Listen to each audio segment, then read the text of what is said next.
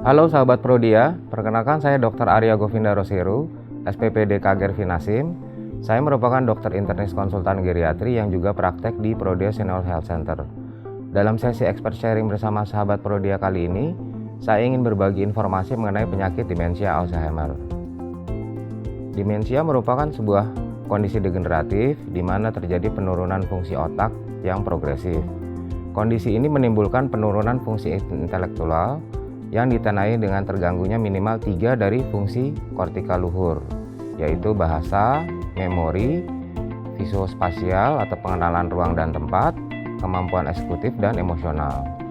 Demensia ini seringkali dianggap sebagai kondisi yang pasti terjadi pada saat kita beranjak tua, sehingga kita menjadi maklum dengan kondisi yang dikenal sebagai kepikunan. Apakah kepikunan atau demensia merupakan kondisi yang wajar pada orang tua? Mari kita bahas lebih mendalam tentang demensia dengan ahlinya.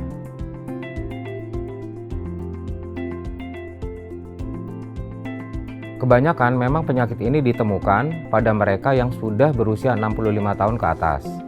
Namun, tidak menutup kemungkinan bahwa orang yang lebih muda juga dapat menderita penyakit ini karena beberapa faktor seperti kelainan genetik, penyakit pembuluh darah, kardiovaskular dan stroke, infeksi atau cedera otak, serta pola hidup yang tidak sehat.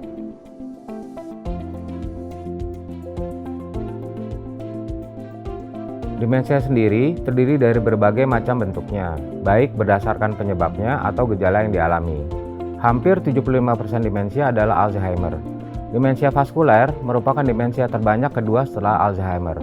Adapun demensia dalam bentuk yang lain, seperti demensia frontotemporal, Lewy body, Parkinson, dan lainnya, namun tingkat kejadiannya sangat rendah.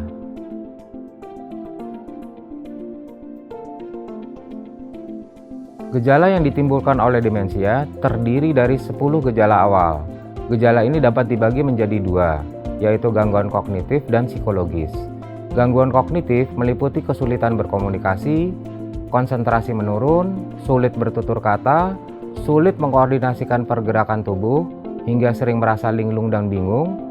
Sedangkan dari segi psikologis, penderitanya akan sering merasa depresi, gelisah, perubahan perilaku, paranoid, hingga merasa takut.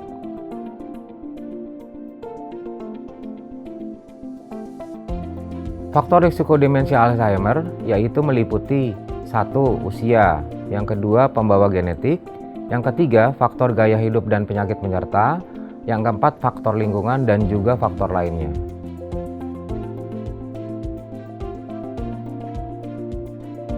Pencegahan pada penyakit ini seperti halnya pada penyakit degeneratif pada umumnya, yaitu mengidentifikasi faktor risiko, dan yang terpenting adalah bagaimana mengendalikan faktor risiko yang dapat dikendalikan.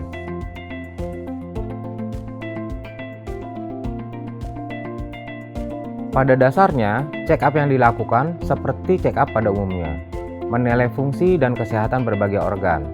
Untuk demensia, terdapat pemeriksaan untuk menilai fungsi kognitif yang dilakukan oleh dokter yang sudah terlatih. Di samping itu, terdapat pemeriksaan ApoE, genotype, yang dapat menilai risiko secara genetik terhadap terjadinya demensia Alzheimer.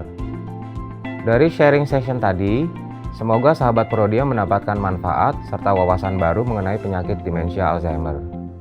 Jika sahabat Prodia ingin mengetahui informasi lainnya tentang kesehatan, stay tune terus ya di YouTube Laboratorium Klinik Prodia. Sampai jumpa di video selanjutnya.